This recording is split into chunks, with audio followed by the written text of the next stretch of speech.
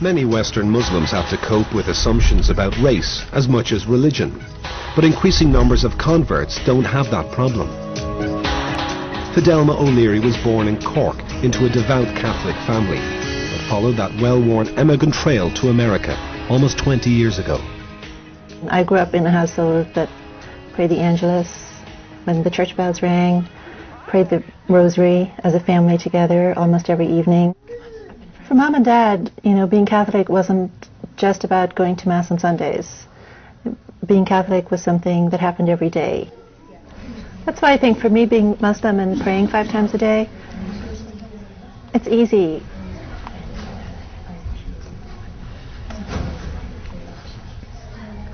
It was a process of becoming disenchanted with the church.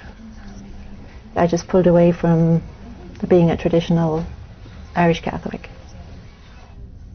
Today, Fidelma lives in the Texas state capital, Austin, and is professor of biology at St. Edward's University. You find someone poking around inside your nostril, right? They're just worried about you. Okay? A college friend of mine gave me a copy of the Quran. I was pretty darn excited to know that there was actually a religion that was what I believed.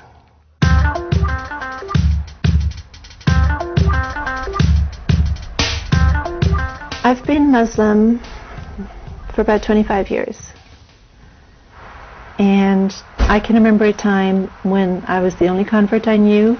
Now, my circle of friends is half converts.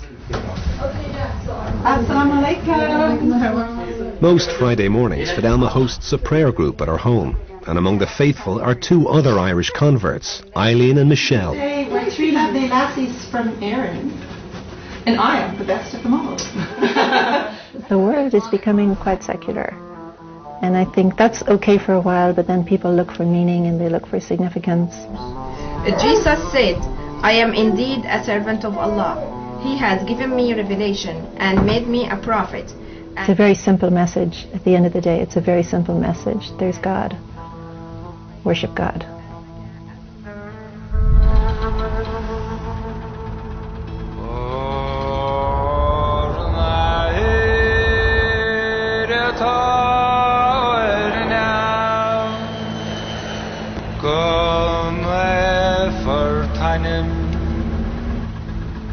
We followed Fidelma and her daughter Sarah back to Cork during the Christmas holidays. The journey would deliver an intimate encounter between a modern Muslim and Catholic tradition. When I first told my family I was Muslim, it was difficult for them to hear. They identified very strongly with being Catholic. It was hard for them, and they knew nothing about Islam. You talk about misrepresentations of Islam now, well, go back to Ireland in the 70s and it was more harshly misrepresented. I don't think you gave me a kiss. Give me a kiss and a hug for your auntie. What's your favorite auntie? Fidelma. How's everything? Great. Yeah. Great. Great.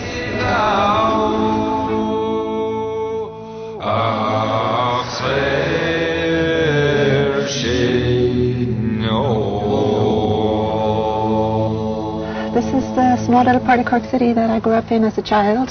During my childhood, Ireland was completely permeated by things related to the church and Catholicism, and I think, growing up next door to a church seemed completely natural.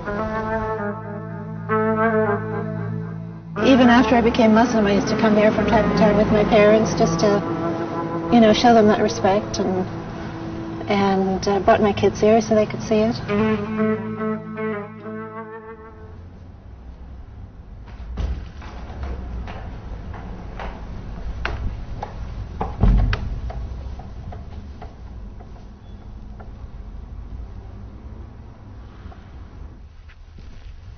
I'm kind of shocked at myself to remember that I used to go and kneel in front of these statues and pray to them.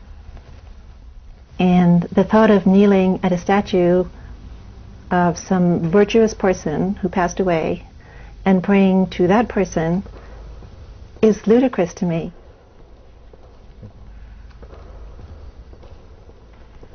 Well, one of the things I loved and still love about Islam is that the relationship with God is direct. It's me and my Creator. And I don't require clergy people. I don't have to go through clergy to have access to God. So I can learn from scholars, but my access to God, my worship is direct. I stand before God and I worship, and I ask for help and I ask for guidance, and it's a very direct connection. And that means an awful lot to me.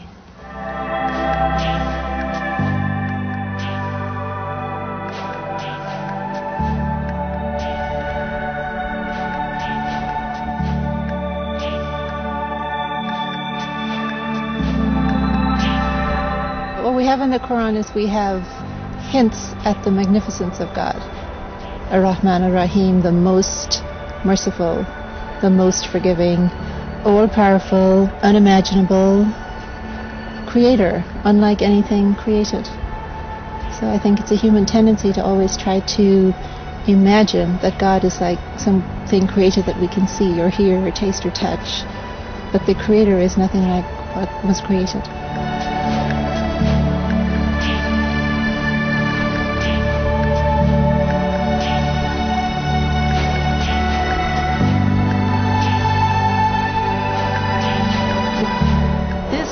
God's creation.